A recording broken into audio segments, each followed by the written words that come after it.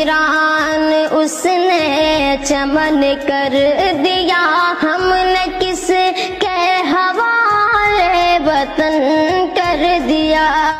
फिर इनको मुद्दा बना दिया जाता है, नफरत के ये कारण बनते हैं। मैं सबसे पहले बता दूं, इस बात में कोई शक नहीं है कि पूजा का कोई मतलब नहीं है लाउड स्पीकर से। इस बात में कोई शक नहीं कि भक्ति के लिए लाउड स्पीकर की जरूरत नहीं है। लेकिन प्रश्न इस बात का भी है कि जो आजान का समय होता है वो तो 5 मिनट का भी नहीं होता। सही बात है। और उस इतने कम समय में भी अगर कोई परमात्मा के नाम को नहीं सुन पा रहा है तो आप उसकी जहनियत को सोच सकते हैं, उसकी मानसिकता को सोच सकते हैं वो कैसी है। मैं समझ रहे हो? समझ रहे हो आप?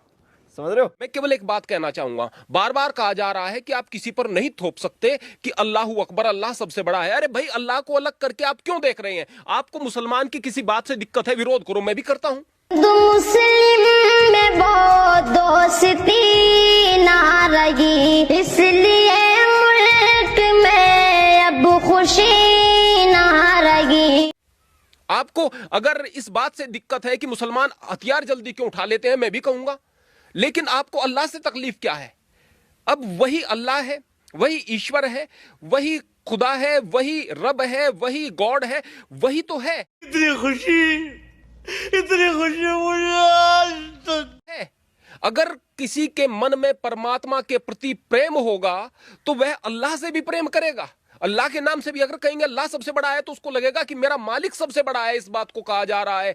once more, once more, once more। जिसके दिमाग में हर वक्त यह बात बैठी रहती है कि वो मालिक सबसे बड़ा है, वो आदमी गुनाह नहीं कर सकता। जब आदमी मैं को केंद्र में रख करके कोई काम करता है ना, उसके बाद गुनाह करता है, उसके बाद पाप बढ़ते हैं। तो वास्तव में आजान में कोई दिक्कत नहीं है, वास्तव में उस लाउड स्पीकर में कोई दिक्कत नहीं है। दिक्कत ये राजनीतिक लोगों को हो रही है।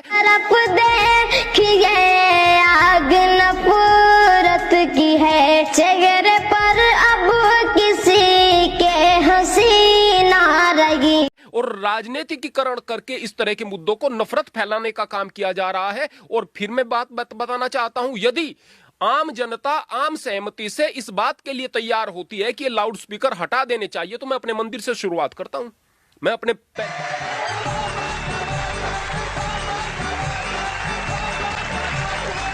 पहले हटा दूंगा।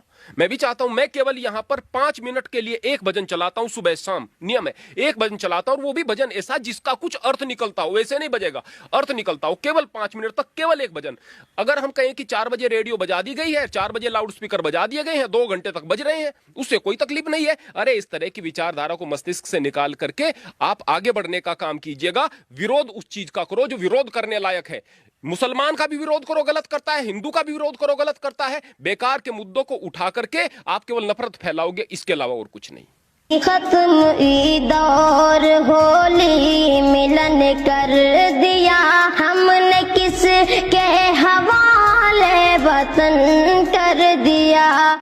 तो जिस प्रकार से लाउड स्पीकर में प्रार्थनाएं की जाती हैं, अजान की जाती है, तो आपको क्या लगता है, परमात्मा को खुश किया जाता है इस तरीके से? अल्लाह को खुश किया जाता है, रब को खुश किया जाता है, गॉड को खुश किया जाता है? देखिएगा प्रियवर, हमारे मकसद क्या है, इस चीज पर हमें ध्यान रखना पड़ेगा। मैं अगर अपने मस्तिष्क से बात बताऊं, यहां पर अगर मैं सुबह के समय एक भजन चलाता हूं, यहां पर ब्रह्म मुहूर्त में 4 बजे कोई भजन चल गया, तो उसका उद्देश्य यह है कि लोगों के मस्तिष्क में बात पड़े कि भाई परमात्मा का नाम लेना है, उठना है। वह एक अलार्म का काम करता है और उठ करके लोगों के परमात्मा याद आता है, बस इतना।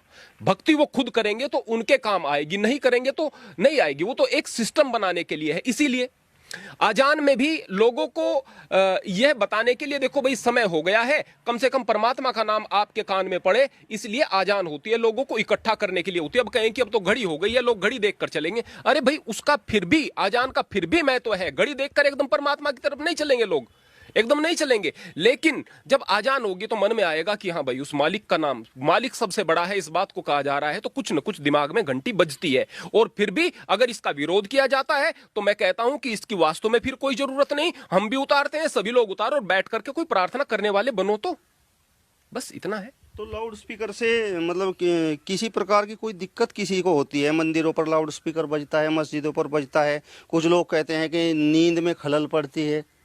देखिएगा, उन लोगों को तो इस दुनिया के अंदर हमेशा इस तरह के लोग रहे हैं जिनको अच्छी बातों से दिक्कत होती है। मीडिया आज नफरत उगलने लगी, हर जगह रंग मजहब का भरने लगी। सच का सूरज दिखाती थी पहले कभी, झूठ की बारिशें अब ये करने लगी। मैं तो भूत प्रेत जिन इत्यादि को नहीं मानता।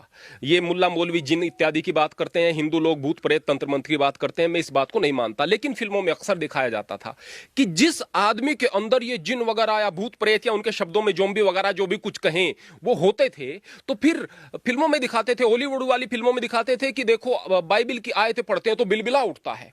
हिंदुओं की फिल्मों में दिखाते थे कि देखो भाई वो गायत्री मंत्र पढ़ते हैं तो बिलबिला उठता है। इसी तरह से रब का नाम लेने से वो बिलबिला उठता है। तो जिनके अंदर शैतान बैठा हुआ है, जिनके अंदर गंदगी भरी हुई है, वो परमात्मा का नाम सुनकर के परेशान होंगे। न नींद में खलल का सवाल है, न किसी चीज का, उनको दिक्कत ही परमात्मा के नाम से है।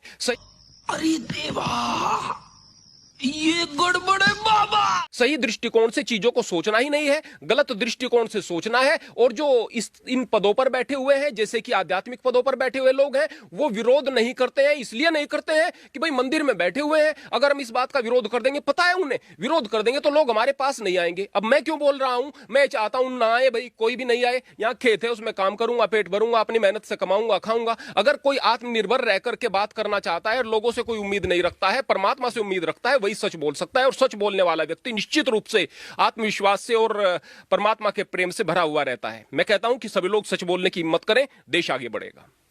ये बड़ी अच्छी बात कही आप। आज राज ठाकरे ने मांग की है कि मस्जिदों से लाउड स्पीकर उतारा जाए। कल कोई मुस्लिम ये मांग करेगा कि मंदिरों से भी लाउड स्पीकर उतारा जाए, तो फिर क्या? जब इस बात को हिंदू कहे कि मस्जिदों से लाउड स्पीकर उतरना चाहिए, तो उसको यह कहना चाहिए कि मंदिरों से भी उतरना चाहिए। और जब कोई मुसलमान इस बात को कहे कि मंदिरों से लाउड स्पीकर उतरना चाहिए, तो उसे यह भी कहना चाहिए कि मस्जिदों से भी उतरना चाहिए। बात दोनों तरफा हो। मैं तो ये कहूंगा कि करे, कोई बात नहीं, मुसलमान भी इस बात की मांग करे और हिंदू भी इस बात की मांग करे और सभी उतार दें मंदिरों से लाउड स्पीकर्स को। बस मांग जो है एक तरफा नहीं होनी चाहिए। मैं केवल एक बात कहना चाहूंगा। और बाकी मर्यादा में रह करके अगर कोई बजाता है तो अच्छी बात है। मैं एक भजन बजाता हूं, सभी लोग एक एक भजन बजाएं, परमात्मा का नाम ले। वो अगर अजान कर रहे हैं, 5 मिनट का समय नहीं लगता है भाई, नहीं लगता है, 2 मिनट से पहले खत्म हो जाती है। 2 मिनट में किसी को कोई दिक्कत नहीं होती है। हकीकत की बात यह है। और जो कहता है कि भाई ये केवल प्रचार कर रहे हैं, इस तरीके से हमारे दिमाग में क्लिक कर रहे हैं, अल्लाह सबसे बड़ा है और ये इस्लाम ये कर रहे हैं। अरे भाई, आप लोगों की मानसिकता इतनी छोटी क्यों हो गई है? आप लोगों का धर्म, आपकी धार्मिक मान्यताएं इतनी छोटी क्यों हो गई है? इतना खतरा क्यों हो गया है कि केवल अल्लाह के नाम से आपका धर्म बदल जाएगा?